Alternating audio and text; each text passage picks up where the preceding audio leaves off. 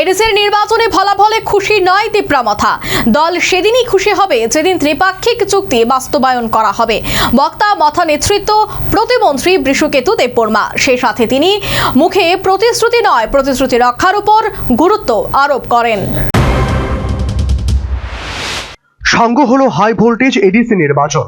শুক্রবার টানটান উত্তেজনার মধ্য দিয়ে রাজ্যের 17টি গণনা কেন্দ্রে একসাথে ভোট গণনা শুরু হয়। ফলাফল প্রকাশ হতে দেখা যায় এডিসির শাসক দল তিপ্রামথা নিরঙ্কুশ সংখ্যাগরিষ্ঠতা লাভ করে। অপরদিকে রাজ্যের শাসক দল 4টি আসন নিয়ে সন্তুষ্ট থাকতে হয়। এদিন মথার বিপুল জয় পাহাড়বাসীকে ধন্যবাদ জ্ঞাপন করলেন তিপ্রামথার নেতৃত্ব তথা প্রতিমন্ত্রী বৃষকেতু দেববর্মা।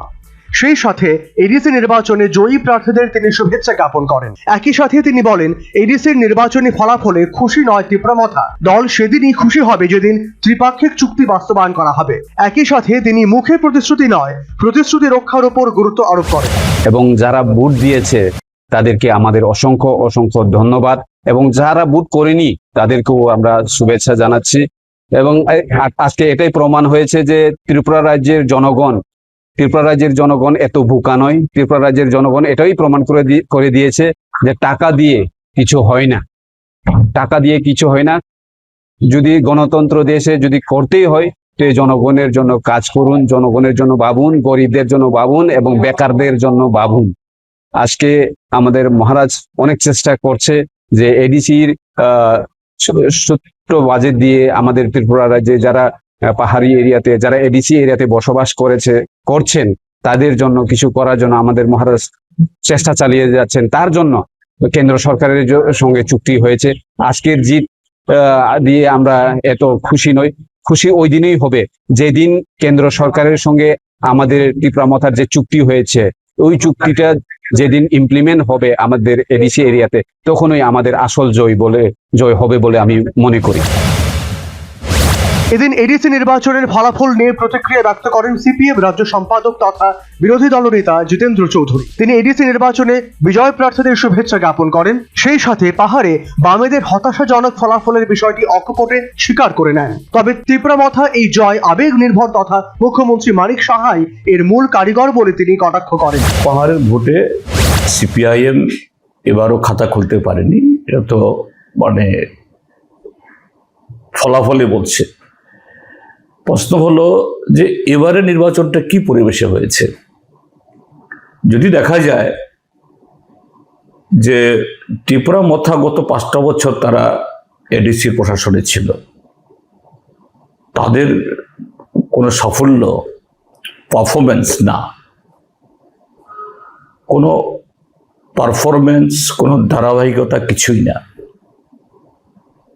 স্রেফ যে এটা আবেগকে পুঁজি করে, আর সেই আবেগকে এই পর্যায়ে তোলার জন্য যিনি সবচেয়ে ভালো ভূমিকা নিয়েছেন তিনি হলেন ত্রিপুরা রাজ্যের মাননীয় মুখ্যমন্ত্রী। এটাকে নিপুণভাবে তিপ্রামথা দল গত 5টি বছর তাদের যে ব্যর্থতা এবং এডিসিতে যে অনিয়ম সবগুলোকে আড়াল করে দিয়ে এরকম একটা রেজাল্ট করার সুযোগ তারা করে দিয়েছে। এডিসি নির্বাচনের ফলাফল নিয়ে প্রতিক্রিয়া ব্যক্ত করেন প্রদেশ কংগ্রেস সভাপতি আশিস সাহাও। তিনি বলেন, আবেগের উপর নির্ভর করেই তিপ্রামথার বিপুল জয়। এডিসির শাসক দলের এই জয়কে দিল্লিতে লেখা স্ক্রিপ্টের বাস্তবায়ন বলে কটাক্ষ করেন। আদিবাসীদের ভাবাবেগে উনি আঘাত করার চেষ্টা করেছেন।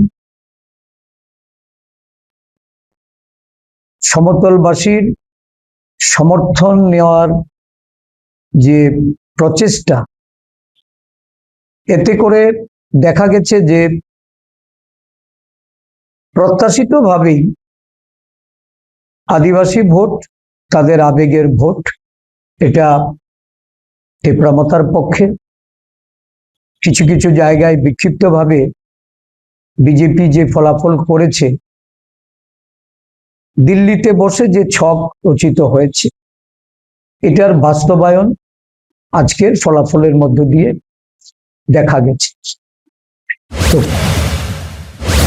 সর্বোপরি এডিসির হাই ভোল্টেজ নির্বাচনী ফলাফল ঘোষিত। তিপ্রামথার দখলে 24টি আসন, 4টি আসনে বিজয়ী বিজেপি। তৃতীয় স্থানে সন্তুষ্ট থাকতে হলো বামেদের, ধুয়ে মুছে সাফ IPFT. Bureau report, news vanguard.